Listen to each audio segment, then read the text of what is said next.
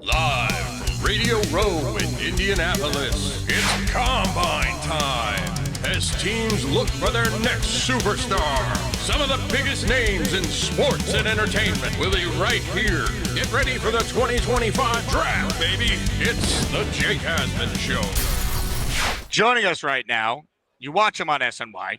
He covers the Jets. He routinely puts Zach Rosenblatt in a body bag. It's our friend Connor Hughes, who covers both the Jets and the Giants. Yeah. Connor, thanks for coming on the show. Yeah, no problem at all, man. Thank you so much for having me. Now, you were supposed to come on yesterday, but I'm glad you didn't because I checked my time off today, and it is the 1-year anniversary of the last time we did an in-person interview. There we go. All right, awesome. of course, at the Combine. Sweet. Yeah, that's cool. So we got a lot to talk about here. Yeah. I want to ask you, with the press conference on Tuesday, you and I caught up a little bit afterwards. What were your impressions of both Aaron Glenn and Darren Mougey's second time with the media since, of course, the introductory press conference? Yeah, I think Glenn is very Parcellsian. He's somebody that you can tell he's not going to take any BS. He's not necessarily going to play the game. And I don't think that's I hate the media. In fact, I actually talked to some people down here in Indy and around here in Indy about that. Like, it's not like I saw people like, oh, he's not going to take BS from the media. It's not that. That's just who he is. Like, he's just very direct. No time for BS. If he doesn't agree with something, he's going to let you know. And I think guys respect that. With Mougey, I think just from a personal standpoint, he seems like a really, really nice guy. And I've gotten a chance to talk to him a handful of times here, just shooting the crap, like just family stuff. And you didn't ask him, hey, how close were you to actually keeping Aaron Rodgers? Yeah, no, that was never going to happen. But I've got that info, but not necessarily from those conversations. So it's so early on. It's one of those things. It's you're not. Whenever you're getting to know a guy, it's not like you just. Some reporters do. It's not my thing. You don't just come out guns a-blazing with like, did you order the code red? Tell me your secrets. Yeah, it's not that. It's a long term. Yeah, it's a long relationship building process. I mean, like, this guy doesn't know me from a hole in the wall. Aaron Glenn doesn't know me from a hole in the wall. Like, I stood in front of him, so it's a time period of like that me learning I can trust them. That's a major part of it. Like, I've been lied to before by coaches and GMs. Like, Salah's lied to me before. Like, Mike had lied to me before. Everyone's lied to me before.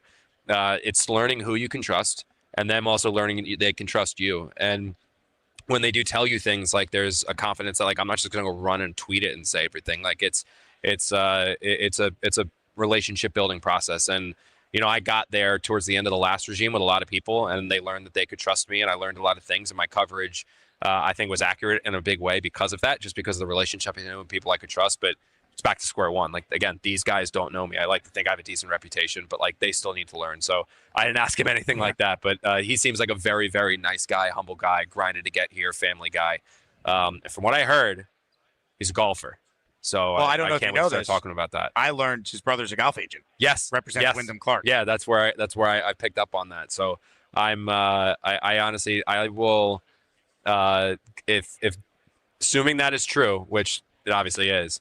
I will be having zero desire in getting any jet scoops. I would just like him to get me on golf courses. So I'm sorry, SNY. I'm sorry. I'm taking a step back from breaking news. Well, I think it's actually like an enlightening process for Jet fans to kind of learn like the ins of like your line of work and how you form relationships. Yeah. So like you said, you've been lied to, but you mentioned Salah. Like what's an example of like when that happens? I don't want to go into like, but without like saying maybe what happened, but like that happens. Yeah. Obviously, it makes you look bad if you find out you're being lied to. How do you address that with your source or with the person that gave you the false information? Yeah, that's probably strong. It was more just like, sometimes you find out information, and it was very early on in Robert's tenure, and I remember we had a conversation about it. It was just like, and this isn't just him. This is everybody. Like, this is GMs I've worked with. This is the other people in the Giants I've done this with. It's just very common. Like, if you get information like that they don't necessarily want out, or there's like a panic that like, oh my God, you found information.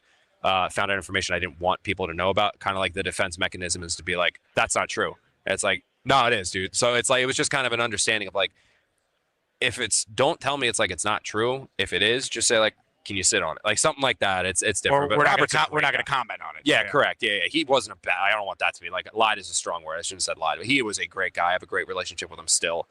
Miss him, wish him the best of luck, and still talk to him regularly. So no, it's just one of those things. I should have said like more like they get a little defensive when you get stuff that you don't necessarily want out. And it's just about building trust. Like, the understanding of like, just because I know something doesn't mean I'm going to run and tweet it. Like, I remember talking to NYJ Matt actually about that for, I shouldn't say I'm close with him because I need to keep up the public persona that we hate each other because we do. At least until this Badlands event that we're going to. We're going to have a throwdown.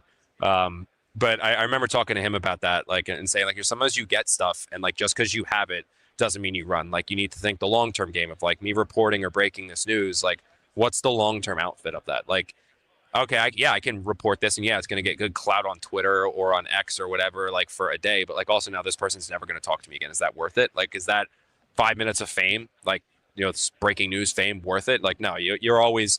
It was advice I got actually from Art Stapleton, was sitting right at the cross here. Is like, you always need to think before you break anything, you need to think, is it worth this person never talking to me again? And it's a lot of times the answer is no, or like you just confirm with hey, is it cool if I write that, run with it, stuff like that. So again, this business, people need to realize it's very relationship driven, and it's fun when you have a regime like Robert and Joe were there for a while, and you build relationships with not just those guys, but the people that work under them, assistant coaches, coordinators, AGMs, the player personnel guys, the scouts, and then it's kind of a bummer when they all leave, and because now it's back to square one of like I said, if people have no idea who I am, and you're just building that up. Well, if the next regime is actually good at their jobs, they'll be here for a long time. Should be, yeah, should be. They should be. But I'm done. One of my best friends from home, from college actually, is a diehard Jets fan, and people who know me know I didn't grow up a Jets fan.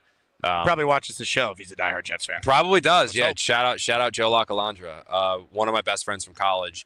And usually when I need some kind of background Jets information, he's the guy that I go to, because he is a like former season ticket holder. Dad was a diehard. He's a diehard, and like he knows the Jets in ways that I don't. So like I'm like, hey, back in like the 90s, like why did this happen? Like, I remember asking him like silly questions, like why did they ever move on from Sonoris Moss? Like things like that, or like if I need a pulse of the fan base, like he's very level-headed, so I'll hit him up and be like, dude, so what did you think? Like he was one of those guys, and he and I were talking about this the other day. He was over the house, and I was like, bro, and he felt the same way. Like, I'm done speculating or assuming or thinking I know what's going to happen. Like, where in terms of like, is a quarterback going to be good? Is a coach going to be good? Is a GM going to be good? And he put it to me perfectly. He goes, dude, I'm in the boat. Just win a damn game. Just go win damn football games. I'm done thinking, or like, oh, this guy's got the right approach in free agency. This guy's got the right approach in the draft. Oh, he knows who he's supposed to pick. Like Joe said the same thing, and I was like, I'm there as a reporter. Like, I'm done thinking I know. And I think when things failed with Joe Douglas, that's when I was like, you know what? I just need to see it now. Like, Joe was created GM, in my opinion. Like, came from the perfect background, was a good person guy, long-time scout, paid his dues, was with two wildly stable organizations and two of the best that ever do it in the Ravens and Eagles, and he comes here and it didn't work. And, like, when that happened, like, I think Mougey, like I said, Mougey's a great guy. I can tell you that about him. Like, great family guy, great guy. However, like, I have no idea if he's going to be a good general manager. And no one I talk to around here is going to know if he's going to be a great general manager, because he's never done it before. And so until he goes out there and does it, like, that's when we'll know. Well, to your point on that, I'm not saying I'm anti-Aaron Glenn, because I'm not. He's obviously qualified. He seems like a good guy. Darren Mougey, like, he might be good, he might not be. Mm-hmm. But it's, once again, two first-timers in this media market with this franchise, first-time play caller. Like, it's just... It's unless you're just always blind positive Jet fan, which I think some are, but not as many. Shout out Boy Green. Right, like they're going to win the Super Bowl every year. Yeah. Like Will Parkinson's selling me on them somehow winning 9 games next year. I'm usually the positive guy. I don't see it. I thought it was a mistake to move on from Aaron Rodgers. Yeah. I think this team right now is not going to be very good next year. And I know we haven't had free agency in the draft, but like I just don't think that this regime could go 4-13 in year one, and it's like all okay. Like they got to win. Like there has to be meaningful like progress, whatever that looks like. Like this season, like you can't sell me on a 5-win season and then all is well, because then we go into 2026 if they don't have the quarterback by then. Then there's a rookie starting. They don't make the playoffs year one with a rookie because of growing pains. We're in year 3. They're already on the hot seat. Like you don't get forever in the NFL. Joe Douglas had 6 years. He had more than enough time. It didn't work. This regime is going to get at least 2 before people start saying, well, what's the deal if they don't win in these first couple of years? I don't think there'll be a honeymoon period. I genuinely don't believe there will be. I said it to somebody last night, actually. No honeymoon period, but I'm saying, like, you won't have the fires after year 1. They'll get, like, I don't know, man. Sure. Like, with Adam, you had fired after week 4. Well, you never should have hired, though. That's the problem. Yeah. I don't think... If they hired Matt Nagy, it would have been the same effect. There will be very loud criticisms and cries and yelling and stuff like that, I think, early. If they don't... They need to get off to a good start. They need to get off to a good start. And they need to be really competitive, and they need to be fighting hard. Like, if they're losing, to the Buffalo Bills 31-28, like, okay, fine. Like, if they lose to the Chiefs and it's close, like, things like that, like, really good teams, if they lose to them close, okay. But I just don't think that I don't think there's going to be this giant grace period that Salah had, that Joe had, I don't think that's going to exist this year. I think the Jet fans, justifiably so, 14 years outside the playoffs, a really damn long time. Connor, 10 years since winning more than 7 games. Yeah, and I didn't even know this Joe Laclandre. He was the one who told me this, like the best. He said something like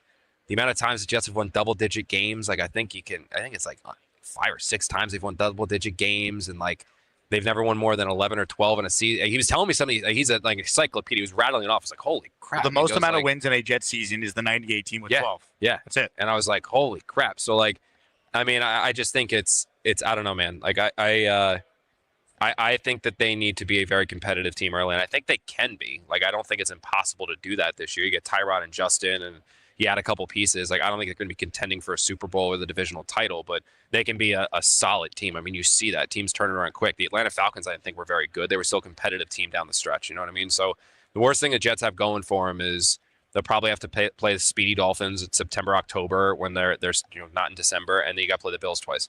And the Patriots, I think, are going to be pretty good. I think the Patriots are going to be pretty good moving forward. Well, you look at like the outlook for Glenn. He doesn't want to talk about the quarterback, which is fine.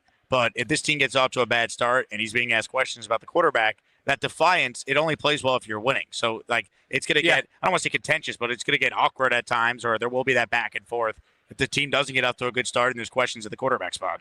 Yeah, I mean, I think we've seen that. He's been a little defensive to start. That also is describing it's just who he is. Like it wasn't defensive. It's pointed. And he's also trying to like send a message to his team by doing it through you guys. Yeah.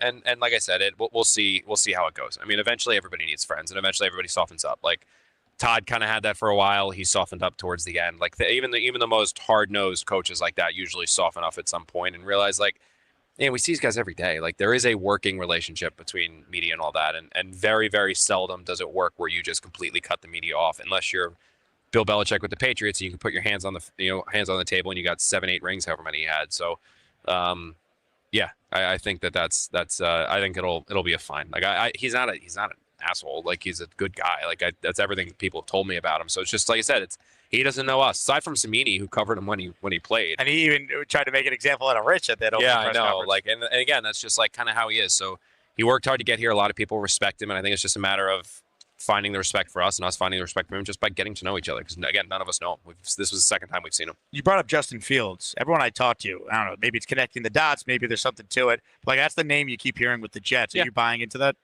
Yeah, because it makes sense. I mean, because he's not going to be expensive.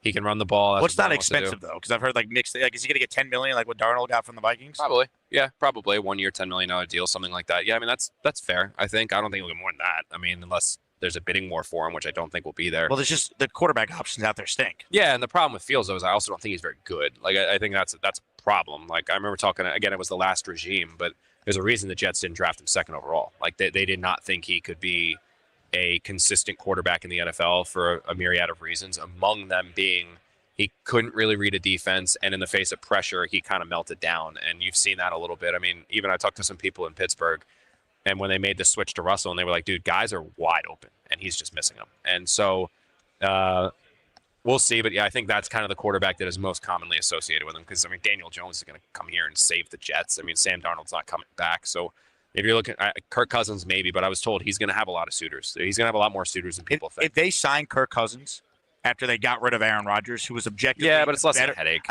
Okay. Less of a headache. If Aaron Glenn is just phenomenal leader of men and all this stuff, he can't quote unquote reel in Aaron Rodgers. Like, but it's sorry, everyone says Aaron can still play, and then it's like let's get rid of our best option at quarterback. Yeah, but they really wanted to turn the page. I mean, this was such a not dysfunctional, but just a disastrous, like demoralizing era of Jets football.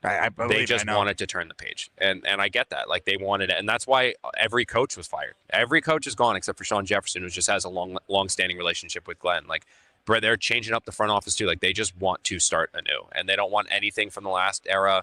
They don't want anything going back to the way that it was. They want change, and Aaron was a big part of that. Your thoughts on a Garrett Wilson extension this offseason? Yeah, I saw that. We'll see. Talking to some people, I have a feeling like, and I'm not gonna say that yet because I gotta talk to some people actually with the Jets before I just go saying what other people are talking about. But it could happen. I think there's some interest there. Certainly some interest. I think with Garrett's side, it's just like commit to me, I'll commit to you. Like I think that would be his stance on it all. Like you commit to me, I'll commit to you. Done. Like that's fine. But Well, typically players want to get paid when they're on a rookie deal. Like, that's and also, no-brainer. but also, like, correct. And so we'll see if it ends up getting done, or if this is like, we'll see if it ends up getting done. I'll have something on that this week. I just need to do a little more digging. It's talk about reporting. Like, I can tell you what one side's telling me, but you kind of need to get the team side of it well, and then find the truth between the middle of it all. So without playing guess the source, if you're saying one side saying it, is that the Garrett side? Because no, I talked to Garrett's side. No, but like there's several people that have agents that have met with the Jets and stuff like that. So we're in the combine, dude. Rumors are rampant. So it's just kind of like you just figure out. Like, I got to just talk to some more people. I know I say it here and I'm learning. I'm mature. I'm a mature Connor now, finally at 33 years old. I know. You don't know good old boy green aggregation. Yeah, my boy. I just don't want to say it now, have this get clipped, aggregated before I do. Like, I want to have every I dotted and T crossed before you just go and say something. So I'll have something before, Thursday. I'll have something before the end of the week and probably do some for SNY and all that stuff. But I just, I kind of I got to do a little more homework before just going. Like, there's a lot of stuff in my phone right now of stuff I've heard and stuff I've talked about and things people have told me.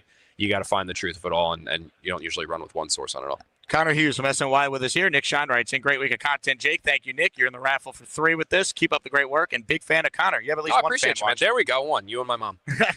As far as Sauce Gardner, though, right? We talked about Garrett Wilson. Sauce is active on social media saying he wants to be a Jet.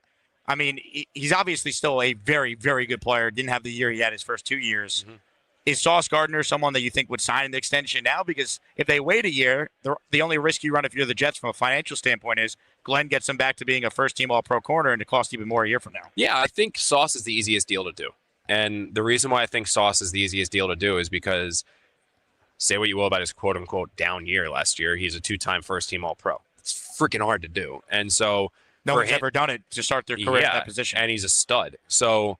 And he's a great guy in the locker room. He's a person you want to build your team around. So I think his contract is very easy because you say, okay, who's the highest paid corner? Sauce gets more than that guy.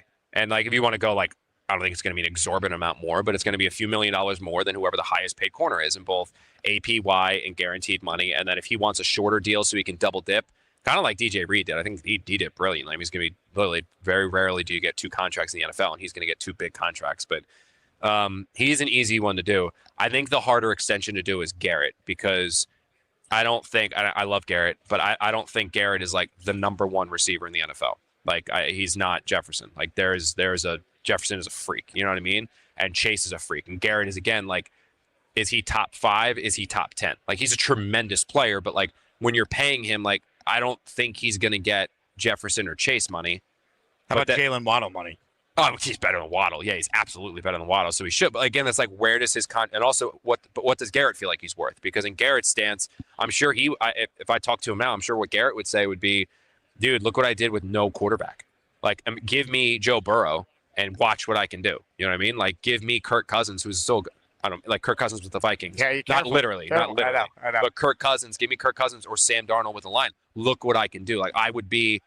Maybe he's putting up 1,700 yards a year. You know, maybe I would be saying, yeah, hell yeah, he's Justin Jefferson. So like, I think it's going to be a harder contract to do, because I don't think it's as cut and dry as like, here's $30 million, $35, $32 million annually, go get it. Like the Jets still have to be financially responsible. And if they're saying, okay, Garrett, we believe you're the 7th best wide receiver in the NFL, hypothetically, total, like 6th, 7th best wide receiver in the NFL, without thinking of the wide receiver man, just a hypothetical number, not saying Garrett's the 7th best wide receiver in the NFL. If the Jets were to say that, though, hypothetically, like, okay, so we're going to pay you that much money because that's where your contract falls in, is Garrett going to look at that and be like, no, like I can get more like that? So I think that's harder, because it's not as much as like, who's the best wide receiver, pay him more than that. Like, I don't think it's that simple like it is with Sauce. So that's one that's going to be a little bit more interesting to see how it plays out. When Gardner's one, I think it's just a simpler negotiation. If you're one of the 1,098 people watching on either X or YouTube, hit the like button, especially if you're on YouTube.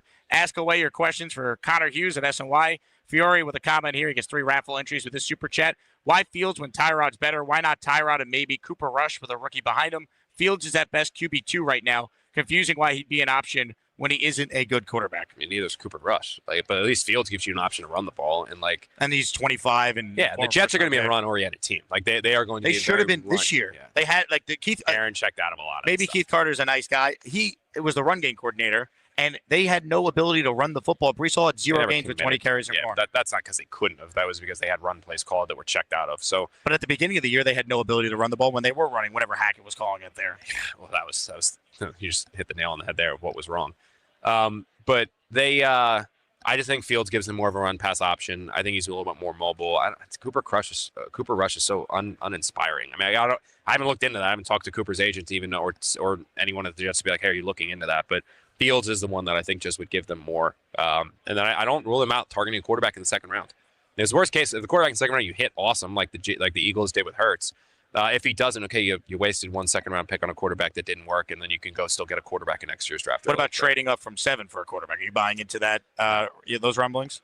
No, because I don't think either of these two quarterbacks are worth a top 3 pick. I think everyone I've talked to has said these guys are mid first round picks, late first round picks. The guy that you trade back into the first round just because you want the 5th year option. Like that's how they describe these Shador and Cam. And again, that's pre-draft analysis. Like one of these guys turns out to be a franchise quarterback, and they'd be like, who cares if you moved up aggressively to get him? But I think I would be a little surprised at this point in time if the Jets moved up. I just don't think I would be surprised. I'm not, again, like I got to do more homework on it, but at this point in time, just my own common sense, my own personal opinion, I would be surprised if that's something they did.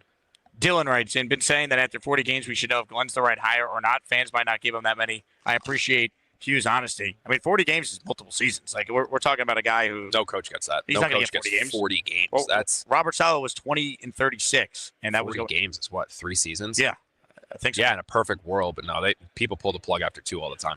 Well, I mean, it's not his fault that the playoff drought's 14 years, but you can't go 2 straight years at the playoffs and have people like not questioning your job. Right? I don't care. They'll question the job after 8 games. Ralphie with a super chat for you, Counter. He says, do you see Rodgers signing with the Giants or Fields with the Jets? Seems like natural fits for both. Yeah, I think that's Giants.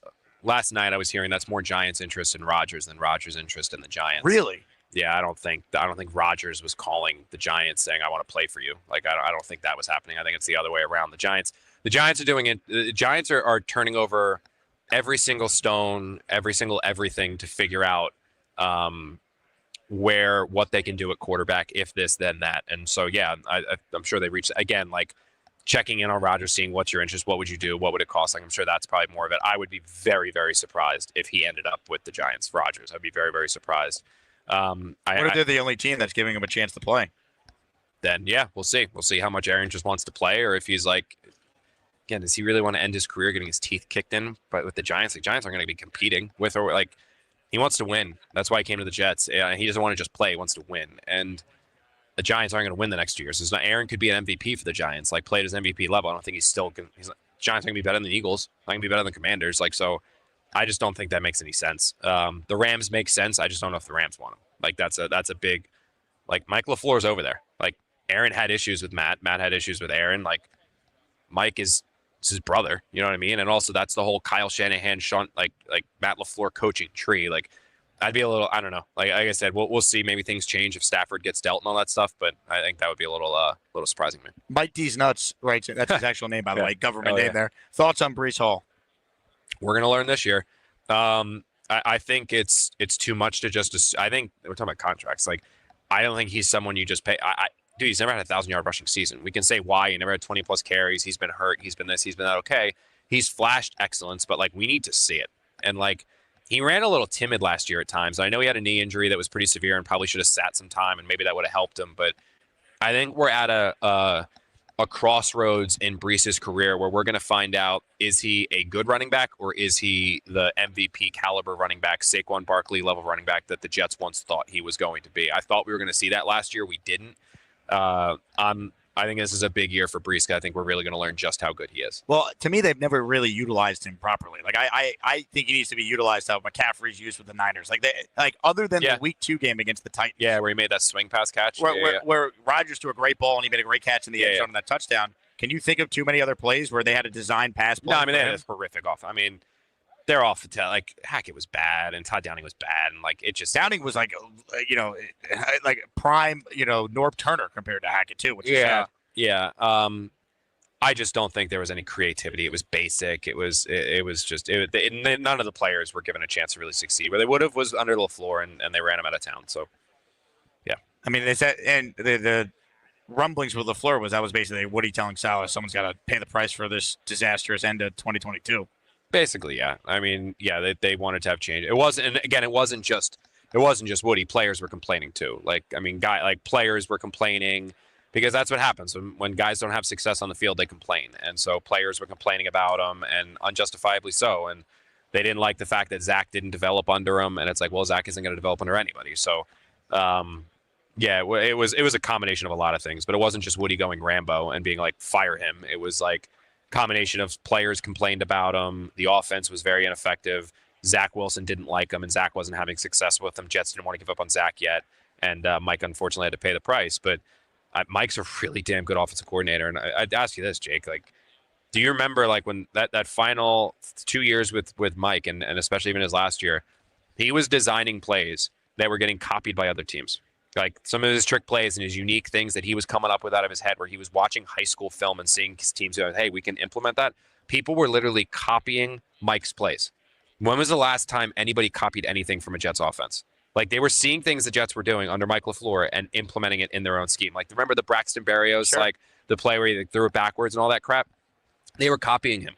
And like they haven't had that in years. So I mean, look, it's water under the bridge now. It's a whole new regime. But if you ask some people like on the last coaching staff, like where things truly took a turn for the worse, it was when they fired Mike. That's when everything went down, because Robert knew once he fired Mike LaFleur, he wasn't going to be able to hire another offensive coordinator, because it was winner, you're going to get fired too. Winner, get fired, you get fired. You have to fix Zach Wilson. A lot of people didn't think Zach Wilson was fixable, and it just kind of blew up in their face. And that's when they ended up going with the Hackett route, and the Hackett route was going to be, because he got Aaron, the alternate reality of if it wasn't Aaron Rodgers and Hackett, it was going to be Todd Downing as the kind of senior advisor to Mike LaFleur, replacing Greg Knapp, and then they were going to have Derek Carr. That's are the Jets any better in that regard? No. Probably not, but yeah.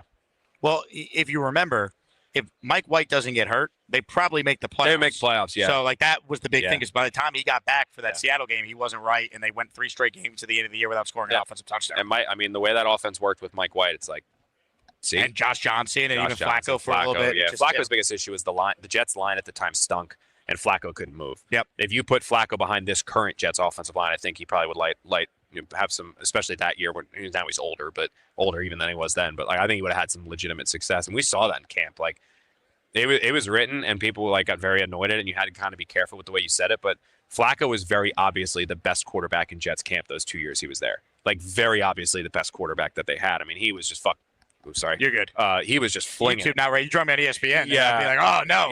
Yeah. He was flinging the ball around. Like he was flinging it around, and like I remember, it might have been LaFleur I was talking to about it, and like he had said, like, dude, he looks good. Now the problem in games when there's a live pass rush is like, well, now he's got to move and he can't anymore. Right. But like he could throw the ball and whip it around still. And I think if you had this offensive line with Flacco, they would have been really successful. But you know, it's funny with Mike, because I genuinely believe, and I was hoping he was going to get another opportunity to be an OC. Like there were some rumblings there about him potentially joining Vrabel as the offensive coordinator. I think that Mike's wife would probably kill him if he moved her out of LA to go to New England. Like they are living the life out there and loving it. And, you know, he's working with McVay and Stafford and all that stuff. But I really, really believe that he can be a hell of an offensive coordinator. And I hope at some point he gets a chance to do it. Like calling plays, as a play calling, and then potentially a head coach someday. Do you think Mike LaFleur put the kibosh on Nick Haley being the Jets OC for Aaron Glenn? No, I don't think Mike went, you don't want to go over there.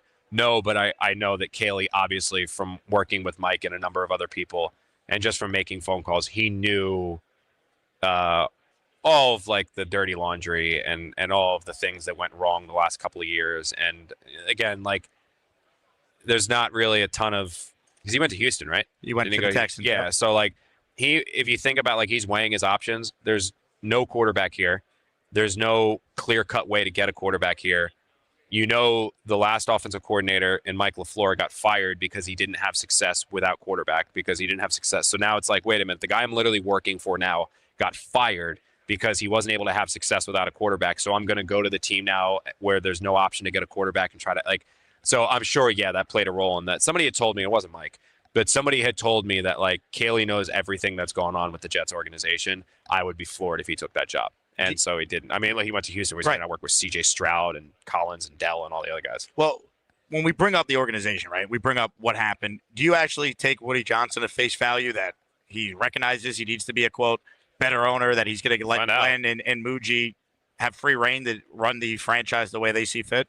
We'll find out. I mean, I don't know. Like, I think the NFLPA grades that came out, that should be a wake-up call. Like, I mean, you're the only one that got an F, and like he acknowledged that he needs to be better. Now we'll see. Like, we'll see if that's the truth. I mean, we're going to learn quick. Like, he's obviously, like, the whole thing is that sometimes things are going on and you don't necessarily know. They're not always out there. Like, they're kind of known behind closed doors. And like, are you really going to change if no one really knows? Like, unfortunately for Woody is like a lot of the things that were wrong with the Jets were kind of exposed to the public, and the world then found out. So that's a really humbling time. And that can be a really eye-opening experience. And that would evoke change. Will he? We'll find out. I don't know. I mean, but no one's going to know. Like, no one's going to know until we're having this conversation this time next year on this exact same exact day. Yeah, same exact day. And then that's when we'll find out, like, did Woody actually change? And we'll know. I mean, I think that if he doesn't after this, like, I don't know if he ever will, but like, because this was the most eye-opening thing. And I believe he genuinely wants the Jets to be a winner. Like, this isn't just for Woody, this isn't like, he's not just signing check. He's not just trying to boost his net worth. And like, this isn't just a business. Like, he genuinely wants the Jets to win. And I think he's embarrassed by the fact they haven't. And he doesn't like the fact it's been 14 years. He definitely probably doesn't like the fact that he was talked about like he was in that report. And I think that's where he's going to try to be different. And that could be a very beneficial thing for the Jets. Look, I don't want to defend Woody Johnson, but the only thing I'll say, a lot of sour grapes in that report. If you're going to tell me Jeff Ulbricht's going to get a B grade, and then you're going to complain about the facilities, which are state of the art. Yeah, but if you look, a B grade for Jeff Ulbricht was like 27th or something. Like all the coaches were getting A's, A plus, like an A minus was like the 17th best coach. Like, so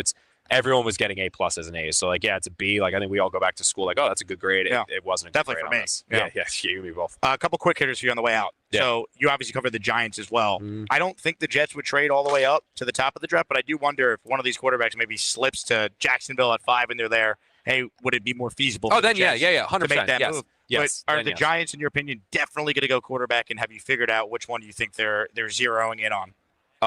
If they don't get Stafford, they got to trade him and get a quarterback. They have to come away with a quarterback in this class. So do they like Cam or Shador? I've heard the rumors for a while have been Shador, and like, which is weird because like you constantly hear the Giants love Shador, Giants love Shador, Giants love Shador. Anyone you talk about that's draft related says Cam Ward's the best quarterback in this year's class, and I'm not even talking about like the Dane Bruglers and the Connor Rogers who like the media draft people. I'm talking about like scouts and like even that level, like team people plus the draft people, like draft media plus team people I talk to all say Cam Ward over Shador, but everyone else is like, everyone's like, well, the Giants love Shador. So I think it could be just beauty in the eye of the beholder, especially this year where there's not a clear cut number one. But I think it's Shador. I think Shador is the guy they really like. If it's Cam somehow there at 5, that would be the guy. 100%. Yeah, even if Shador's there at 5. I mean, if you're talking about the Jets, if the Jets evaluate these two guys and they say, yeah, we think he's a franchise quarterback, and you have to move up 2 spots, yeah, go ahead and do it. If you're having to trade up to 1 or 2, compete with the Giants and Raiders to do the same thing and overpay, these aren't the guys you overpay for. But if it's going to cost you like a 4th-round pick to go get a guy you believe is your franchise quarterback, then yeah, go ahead and do it. Well, but here's the thing, though, right? If they believe Shador is the guy, fine. But isn't part of the reason they're telling everyone they're moving away from Aaron Rodgers is all that comes with him? And then here's a guy in Shador Sanders. His last name is Sanders. He has his own podcast. He has his own Radio Row booth where he's doing the show from. He's got a 5-6 person entourage that follows him everywhere with cameras. Like, I'm not saying that that's bad if you play well. It doesn't matter. But like, to me, it'd be like a direct contradiction on part of the reason we're being told they had to move away from Aaron Rodgers. Yeah, I can't. I have no idea if the Jets like Shador or not. I don't know. I again, like I said, I probably, if not everyone in that building got fired, maybe I'd be able to tell you. Like I said, I've known these guys for a month, so like I can't tell you if they like Shador, if they like Cam. I have no idea. But we'll I guess that wouldn't make sense, but I can't comment on that just because I don't know. Honestly, Jake, I just had no clue. All right, prediction time. Yeah. Week 1, starting quarterback for the Jets. Yeah. Pick 7 in the draft or whatever they do in the first round selection for the Jets. Yeah. Tyrod and Tyler Warren. I'll go with that. All right. Tyrod and Tyler Warren. Unless that kid, the Mason Graham, unless Mason Graham's there, but I don't think he's going to be. No, Ted McMillan at 7, take a receiver. Maybe that makes sense too. That would make sense as well. I'm so bad. I'm so like not draft guy. He got the wrong Connor on for that. I'm so like I hate the draft. I had the other Connor on 2 days ago. I'm so not draft guy. Like I hate it. I hate the draft. Like it's such a you know what show. Todd Bowles called it first. It's an educated crapshoot. No one knows. No one. If anyone knew, everybody would have franchise quarterbacks and every player drafted would be great. Nobody knows. Like, and what's the hit rate? Like 30% if you're amazing. So like for me, it's like it's like yeah. Okay. Like I'm the worst. And I've been like that since I was a kid, man. I've always hated the draft. I'm like, no one knows. I'm done thinking these guys are great and they're not, thinking these guys are not great and they turn out to be studs, all that stuff. Like, everyone was ripping the Falcons to the high heavens for drafting Michael Penix. And now if Michael Penix is a franchise quarterback, it's like, well, Bo Nix, oh my God, he went 12. Right. Took him to freaking playoffs. You know what I mean? So like no one knows. And it's like even the people that like think they do, like that's why what the Eagles are doing with his like predictive analytics. That's like the brilliant thing. I think what they're doing, predictive analytics, everyone should just pick from their front office and hire those people. Alec Hallaby should have been again, Aaron's like, if I was picking GM, I would have gone Hallaby after what I learned about him, just because of like the way that he views the game is so different and new. And I'm like, that's what I want in my building. Like be progressive and new and go where football is going, not where it's been, or not where it is. And I think that would have been a good one, but we'll see. Connor, it's an annual tradition. Yeah. Come on at the Combine on this very specific day. Absolutely. Appreciate you hopping on. And I know you have a digital show with SNY. It's on YouTube. Yes. It's on podcast. Yeah. Plug it to the biggest Jet audience right now. Yeah, hell yeah, man. Jets Class and Jets Final Drive. We're on YouTube. We do the Jets Class is pre-produced. But Jets Final Drive like this is a live show. I absolutely love doing it. Do Jets Final Drive with a rotating third guest, and then Janae and I, and then will I ever get the invite? Oh yeah, we're keep having Dolphins fan. I love him. My guy John Jastrzemski's getting on a Jet show talking about our team. We'll get you on. We'll get you on because we have that rotating there. We've had MYJ Matt on the show, and Jets Class is a blast as well. It's Sam and everyone who plays a huge role in that for us. They're great, and like they play so much of a role that I think like that's not like I take credit because I'm like the front, or I get credit because I'm the front man at Jets Class. I literally, between Brian and Jeff and Sam, I have nothing to do with like the segments they come up with and the creativity and the way they produce it. It's absolutely remarkable. So they make that all fun. And then Janae and I have a really good time on Jet Final Drive, where it's like this, like an avenue to kind of rant and rave and get back in front, like a podcast type thing, just with a digital show. And I love it. So yeah, if you guys want to watch that, it's on YouTube and then X and everywhere else they provide it. So it'd be great. You're the man. Appreciate you doing Appreciate you, dude. Thank you so much, man. Connor Hughes from SNY. Quick break. We're back with more before we wrap up our show live from Radio Row here at the NFL Combine.